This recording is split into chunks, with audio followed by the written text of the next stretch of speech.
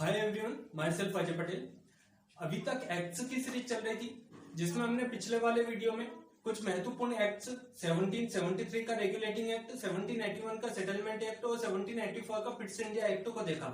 आज के इस वीडियो में हम 1786 का एक्ट और चार्टर एक्ट के बारे में देखेंगे।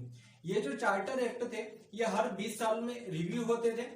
तो 4 चार्टर एक्ट है। एक तो 1793, उसके 20 साल बाद 1813 में आया, उसके 20 साल बाद 1833 में आया, उसके 20 साल बाद 1853 में आया। तो 4 चार्टर एक्ट है और एक है 1786 का एक्ट। तो इन 5 एक्ट के बारे में आज के इस वीडियो में हम डिस्कस करेंगे। वैसे तो यदि देखा जाए तो एम लक्ष्मीकांत की जो बुक है जो कि पॉलिटी के लिए बेस्ट मानी जाती है यूपीएससी में, उस बुक में 1793 और 1813 का एक्ट नहीं दिया हुआ है। डायरेक्टली 1833 और 1853 का एक्ट दिया हुआ है। लेकिन हम 1793 और 1813 इन दोनों के चार्टर एक्ट भी देखेंगे, क्योंकि ये जो दोनों एक्ट हैं ये कहीं ना कहीं एक बेस का काम करते हैं 1833 और 1853 के चार्टर एक्ट को समझने के लिए। तो इसके बारे में भी हम थोड़ी सी बेसिक जानकारी, 2-3 पॉइंट जो महत्वपूर्ण है उनको देख लेंगे। Okay, so let's begin. तो सबसे पहले है एक्ट ऑफ 1786। 1786 में जो एक्ट आया उसके प्रोविजन देख लेते हैं। तो 1786 के एक्ट के तहत गवर्नर जनरल को कमांडर इन चीफ की भी पावर दे दी गई। कमांडर इन चीफ जो कि आर्मी का प्रमुख होता था, तो कमांडर इन चीफ की पावर भी किसके पास चली गई? गवर्नर जनरल के पास चली गई। तो ये भी एक क्वेश्चन पूछा जा सकता है कि ऐसे पहले गवर्नर जनरल का नाम क्या है जिन्हें कमांडर इन चीफ की भी पावर दी गई थी? तो उनका नाम है लॉर्ड कॉर्नवालिस। ठीक है। इसके बाद सेकंड प्रोविजन इसमें यह दिया गया था कि जो गवर्नर जनरल की काउंसिल है उस काउंसिल के मेंबर की संख्या 3 से 4 कर दी गई। देखो, सबसे पहले 1773 के रेगुलेटिंग एक्ट के तहत गवर्नर जनरल नाम की एक पोस्ट बनाई गई थी और उसमें यह भी प्रावधान दिया गया था कि इस गवर्नर जनरल को 4 मेंबर कमेटी असिस्ट करेगी। ठीक है। लेकिन जब 1786 का पिट्स इंडिया एक्ट आता है उसमें यह प्रोविजन रहता है कि ये जो गवर्नर जनरल की काउंसिल है जिसमें 4 सदस्य हैं, इन 4 सदस्य क्यों रखा हमने? सदस्य ऑड नंबर में होना चाहिए, 3 होना चाहिए या 5 होना चाहिए। क्यों? क्योंकि अगर मान लो गवर्नर जनरल को किसी भी चीज का सजेशन चाहिए, किसी भी मैटर में सजेशन चाहिए, ठीक है, तो उस सजेशन से रिलेटेड अगर 2 पक्ष में है और 2 विपक्ष में है तो गवर्नर जनरल जो है वो कैसे डिसीजन ले पाएगा? जैसे सिंपली हम देखते हैं कि सुप्रीम कोर्ट की जो बेंच होती है वो कितने की होती है? 3 की होती है या 5 की होती है, और जिधर बहुमत होता है उधर की तरफ उस डिसीजन को मान लिया जाता है। 3 होगी, 5 होगी या 7 होगी, ऐसी होती है सुप्रीम कोर्ट की बेंच। तो इसी प्रकार से ये 4 क्यों रखा है हमने? इसे हमें 3 कर देना चाहिए। तो ये 1784 के पिट्स इंडिया एक्ट में ये प्रावधान दिया गया था। तो गवर्नर जनरल के काउंसिल की संख्या कितनी हो गई थी? 3 हो गई थी। लेकिन 1786 के एक्ट में ये कहा गया कि हमें 3 नहीं 4 ही रहने देना चाहिए। अब ये जो चौथा मेंबर है इसको किसी और काम दे दो, इसको हटा क्यों रहे हो? बाकी इसको दूसरा काम दे देते हैं। तो दूसरा काम क्या दिए कि विधि निर्माण के लिए इसको रख लेते हैं, लॉ मेकिंग के लिए। लॉ मेकिंग भी एक बहुत बड़ा इश्यू हो सकता है, ठीक है, क्योंकि जब लॉ बनाया जाता है तो उसमें सभी पहलुओं को ध्यान में रखा जाता है।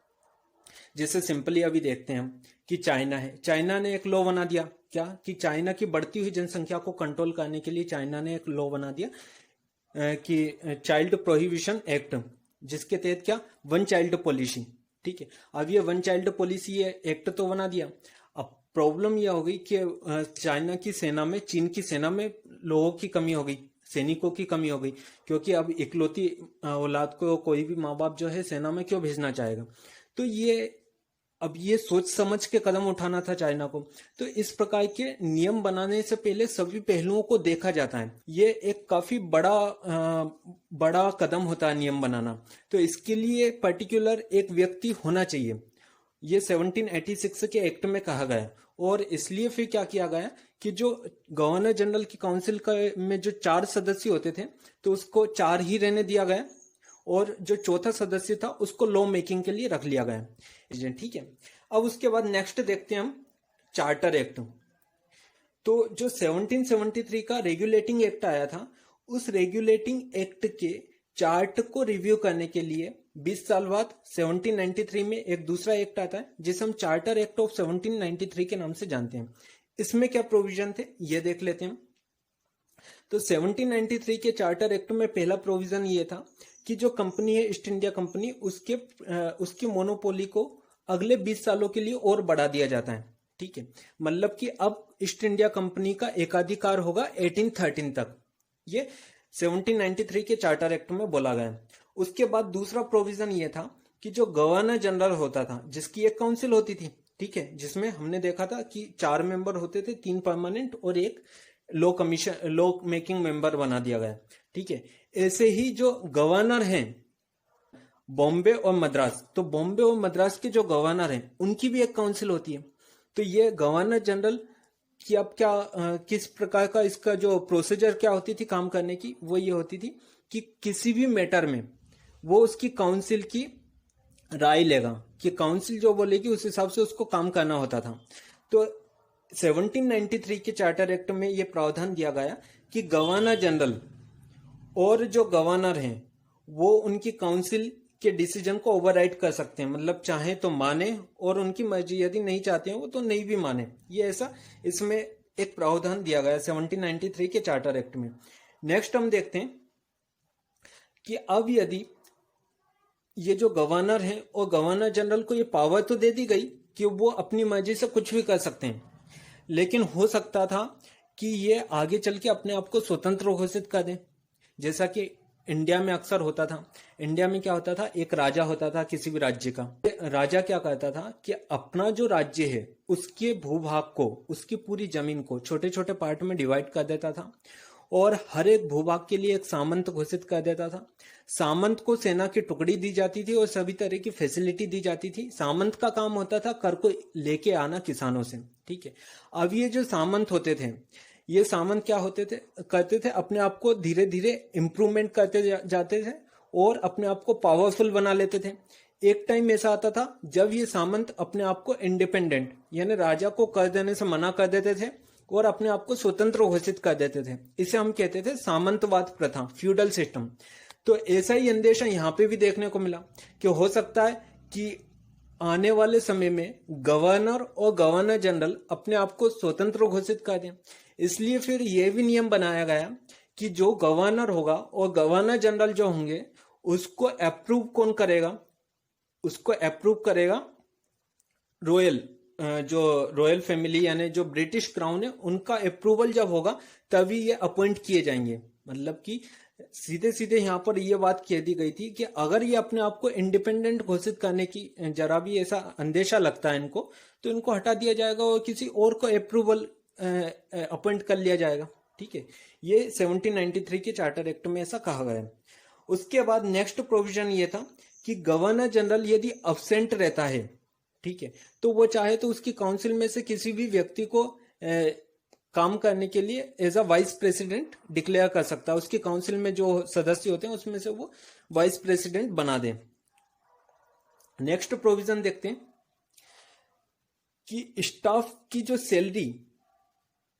जो सैलरी होगी और जो बोर्ड ऑफ कंट्रोल, जो कि 1784 के पिट्स इंडिया एक्ट के तहत 6 मेंबर की जो कमेटी बनाई गई थी बोर्ड ऑफ कंट्रोल, जिसमें 6 सदस्य होते थे, उनकी सैलरी, बोर्ड ऑफ कंट्रोल के सदस्यों की सैलरी और स्टाफ की सैलरी कहां से पे की जाएगी, कंपनी में से ही पे की जाएगी। ठीक है, और फिर ये सारी सैलरी वगैरह देने के बाद और कंपनी के रखरखाव के खर्चे के बाद जो भी मशीनरी वगैरह या जो भी खर्चे हैं वो सारे खर्च हो जाने के बाद जितना भी पैसा बचेगा उसमें से मिनिमम 5 लाख रुपए ब्रिटिश पार्लियामेंट को सालाना ब्रिटिश ईस्ट इंडिया कंपनी को देना होगा। उसके बाद नेक्स्ट प्रोविजन है, senior officers were forbidden from leaving India without permission, if they did so it would be considered as a resignation. Senior officer को इंडिया से बाहर बिना परमिशन के जाने पर रोक लगा दी गई। अगर वो छुट्टी पर चले जाते हैं या फिर इंडिया से बाहर चले जाते हैं बिना अनुमति लिए, तो इसे फिर रेजिग्नेशन समझा जाता। ठीक है, तो ये कुछ प्रोविजन थे 1793 के चार्टर एक्ट के। अब हम आगे बढ़ते हैं 1813 के चार्टर एक्ट की तरफ। तो 1793 का जो चार्टर एक्ट आया उसके चार्ट को रिव्यू किया गया 20 सालों के बाद। और एक दूसरा नया एक्ट आया 1813 में, जिसे चार्टर एक्ट ऑफ 1813 कहा जाता है। अब चार्टर एक्ट 1813 को पढ़ने से पहले ईस्ट इंडिया कंपनी की यूरोप में क्या कंडीशन है उसको हम देख लेते हैं। ब्रिटेन की ये कंपनी थी, तो ब्रिटेन में क्या कंडीशन है और पूरी यूरोप कॉन्टिनेंट में क्या कंडीशन है, उस कंडीशन को जान लेते हैं, ताकि 1813 के चार्टर एक्ट को समझने में हमें थोड़ी आसानी हो जाएगी। तो ये है वर्ल्ड मैप। यहाँ पे आप देख रहे होंगे ये है इंडिया येलो कलर में, ठीक है, और ये ब्लैक कलर में देख रहे होंगे ये है यूरोप कॉन्टिनेंट। यूरोप एक कॉन्टिनेंट है, महाद्वीप है। अब इस यूरोप कॉन्टिनेंट में क्या है, कई सारी कंट्रीज हैं, पोलैंड है, जर्मनी है, ब्रिटेन है और कई सारी फ्रांस वगैरह कंट्रीज हैं, ठीक है। अब ईस्ट इंडिया कंपनी कहाँ की थी, यूरोप में एक कंट्री है यूके, जिसे हम ब्रिटेन के नाम से भी जानते हैं। ब्रिटेन की कंट्री थी ईस्ट इंडिया कंपनी। ये ईस्ट इंडिया कंपनी भारत में व्यापार करने के उद्देश्य से आई। यहां से सामानों को, गुड्स को ले जाती थी यूके में, ठीक है। ये आप यूरोप का मैप देख रहे होंगे। यूरोप में ये है यूके, यूके की कंपनी थी ईस्ट इंडिया कंपनी। सामान ले जाती थी यूके में ईस्ट इंडिया कंपनी, और फिर यूके से सारी जितने भी देश थे यूरोप के, जैसे कि नॉर्वे, स्वीडन, जर्मनी, पोलैंड वगैरह आप देख रहे होंगे, इटली, फ्रांस, स्पेन, तो यहां पर माल का सप्लाई होता था।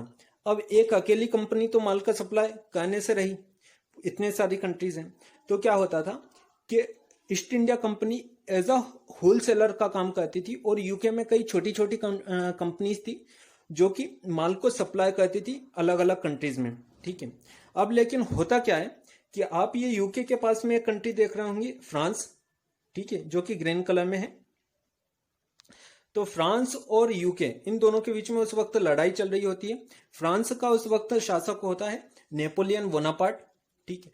अब ये जो नेपोलियन बोनापार्ट है, इसने यूके, ये जो ईस्ट इंडिया कंपनी है, ईस्ट इंडिया कंपनी के माल को फ्रांस में आने से रोक लगा दी। फ्रांस और जो फ्रांस की जितनी भी एलाइड कंट्रीज थी जिस पर फ्रांस ने राज कर रखा था, उस पर ईस्ट इंडिया कंपनी के सामान को इंपोर्ट करने से रोक लगा दिया।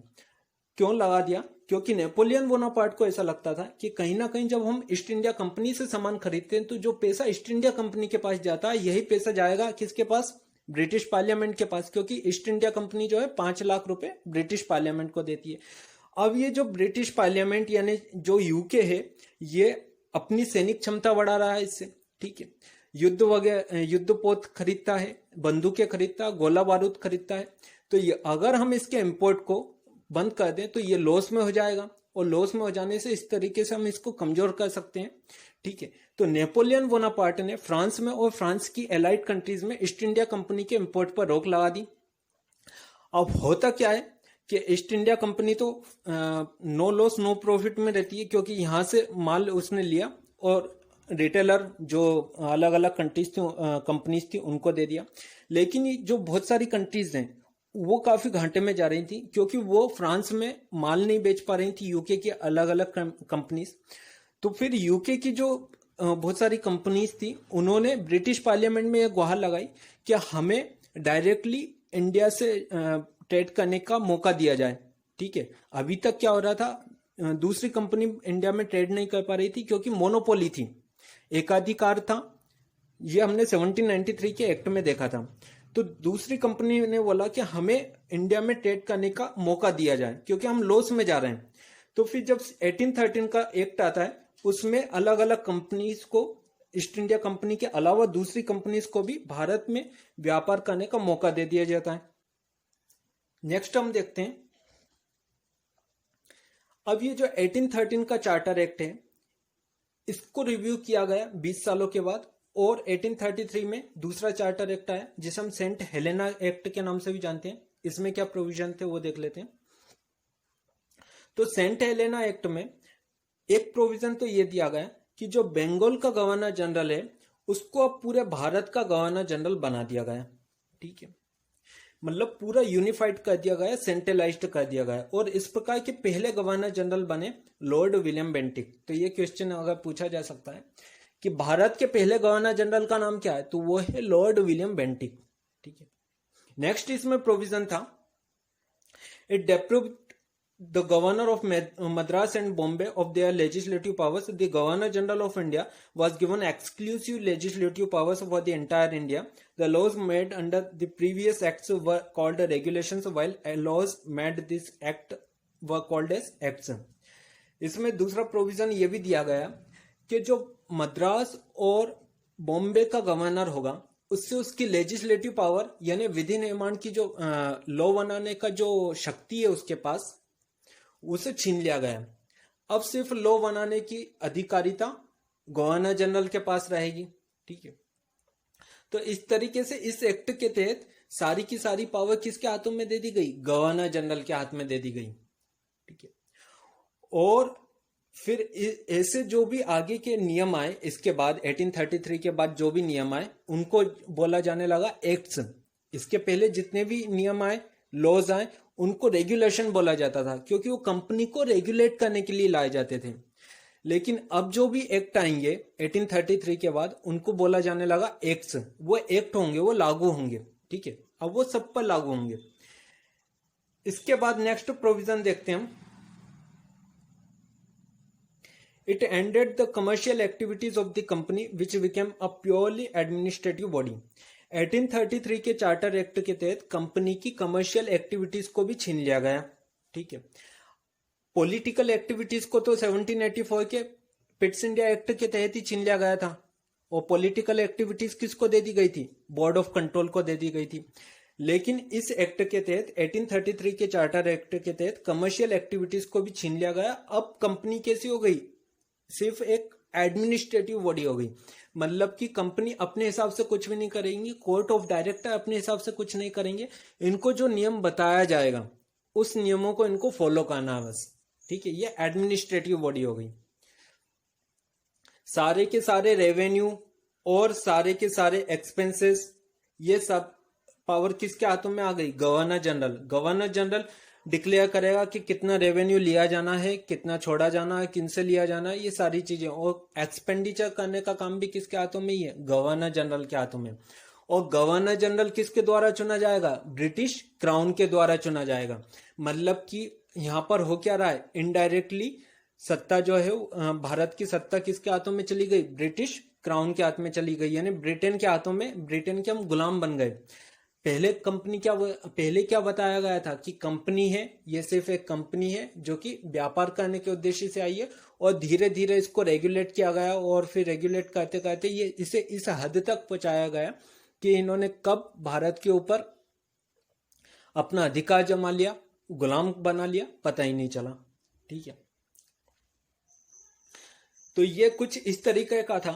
जैसे कि इसको हम कुछ ऐसा भी समझ सकते हैं कि मान लो मुझे कोई सी कंपनी खोलनी है या मुझे किसी बिजनेस में इन्वेस्ट करने है, लेकिन उस बिजनेस में शुरुआत का जो इनिशियल इन्वेस्टमेंट में मुझे 1 लाख रुपीस की जरूरत है, लेकिन मेरे पास सिर्फ 80,000 रुपए हैं। तो मैं 20,000 के लिए क्या करूं? मैं बोल देता हूं लोगों से कि आप भी पार्टिसिपेट कर सकते हैं। 2-2 हजार रुपए के एक शेयर होंगे, आप 2,000 रुपए दें और 2,000 के उसमें जितना भी आपका प्रॉफिट बनेगा उतना प्रॉफिट मैं आपको दूंगा पूरे बिजनेस में से। ठीक है, 2,000 का जो भी आपका अंशदान बनेगा वो उतना दे दिया जाएगा आपको। ठीक है, अब धीरे धीरे जब मेरा अच्छा प्रॉफिट बनने लगता है, जब मेरे पास मेरा जो बिजनेस है वो अच्छा चलने लगता है, 1 लाख रुपीस हो जाते हैं मेरे पास, फिर मैं क्या करूंगा? इन सारे शेयर होल्डर को, स्टेक होल्डर को धीरे धीरे दूर करते जाऊंगा। तो यही यहाँ पर देखने को मिला।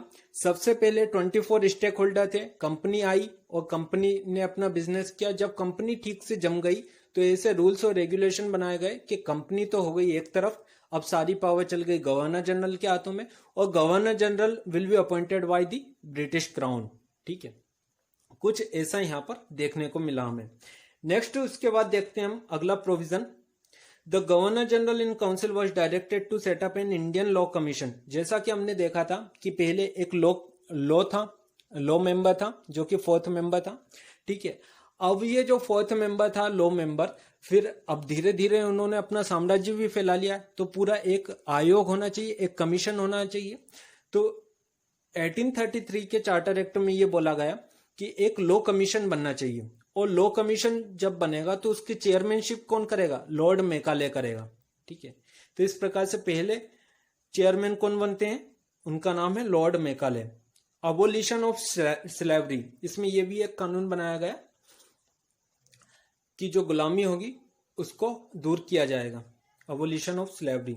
ठीक है, तो ये थे 1833 के चार्टर एक्ट। और इसके अलावा एक और इसमें प्रावधान दिया गया था जो कि पास नहीं हो पाया, वो ये था कि इंडियंस जो होंगे उनको भी सिविल सर्वेंट के लिए अपॉइंट किया जाएगा। ठीक है, मतलब कि वो एग्जाम दें आईसीएस की, अभी जो यूपीएससी होती है, ठीक है, पहले आईसीएस इंडियन सिविल सर्विस की एग्जाम होती थी आईसीएस नाम से, उस एग्जाम को पास करें और पास करने पर जो मेरिट में आएगा उस मेरिट बेस पर उनको सिविल सर्वेंट बनाया जाएगा। ये इसमें एक प्रावधान दिया गया था। ठीक है, और वो किसी जाति विशेष धर्म के आधार पर नहीं होगा। ये एक अच्छा प्रोविजन था, लेकिन कोर्ट ऑफ डायरेक्टर ने इसको अपोज किया और फिर ये वाला एक्ट, ये वाली प्रोविजन जो है ये पास नहीं हो पाता है। ये थोड़ी सी कमी रह गई थी। हालांकि ये जो प्रोविजन है फिर 1853 का जब चार्टर एक्ट आता है उसमें ये प्रोविजन पास हो जाता है। अब हम देखते हैं 1853 का चार्टर एक्ट। तो जो 1833 का ये जो चार्टर एक्ट अभी हमने देखा, इसको 20 सालों के बाद 1853 में वापस से रिव्यू किया गया और इसकी कमियों को खंगाला गया, दूर किया गया। तो पहला जैसे कि इसमें अपोज किया गया था, तो सबसे पहले इसी नियम को आगे इसमें रखा गया, इस प्रोविजन को, कि इंडियन भी जो है वो सिविल सर्वेंट में अप्लाई कर सकते हैं सिविल सर्वेंट बनने के लिए। दूसरी बात यह है कि 1853 का ये जो चार्टर एक्ट है, ये चार्टर एक्ट की सीरीज में लास्ट एक्ट होगा।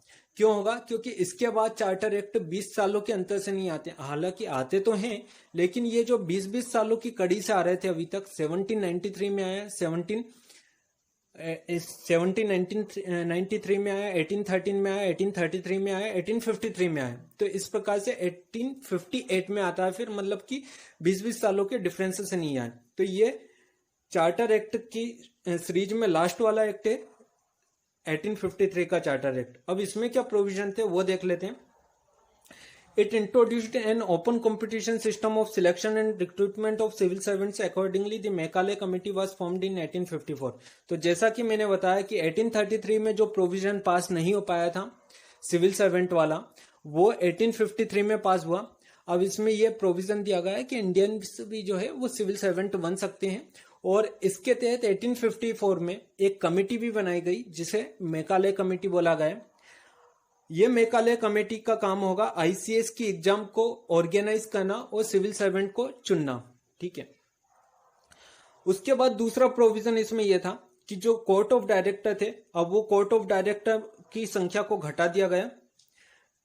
कोर्ट ऑफ डायरेक्टर की संख्या 24 से 18 कर दी गई और इन 18 में से भी 6 कोर्ट ऑफ डायरेक्टर क्राउन के द्वारा चुने जाएंगे। तीसरा इसमें यह प्रोविजन दिया गया कि जो गवर्नर जनरल की काउंसिल है उसके लेजिस्लेटिव और एग्जीक्यूटिव फंक्शन को अलग कर दिया गया, यानी विधि निर्माण और एग्जीक्यूट करना, ये दोनों अलग अलग काम कर दिए गए। इसे मिनी पार्लियामेंट भी बोला गया, क्योंकि जो बड़ी पार्लियामेंट थी वो तो थी ब्रिटेन में, ठीक है, और इसे मिनी पार्लियामेंट बोला गया। कहीं ना कहीं अभी तक ये वाला जो प्रोविजन है वो एग्जिस्ट करता है। क्यों? क्योंकि पहले मिनी पार्लियामेंट थी और अब यदि हम देखें, पहले 12 सदस्य थे उस वक्त 1853 में, अब इसमें हो गए 802। तो अभी तक वही है, लेजिस्लेटिव है हमारे पार्लियामेंट में, ठीक है, जो एमपीज हैं, और एग्जीक्यूटिव जो प्रेसिडेंट होता है। तो दोनों निकाय अभी तक चलते हुए आ रहे हैं। तो ये थे चार्टर एक्ट। ओके,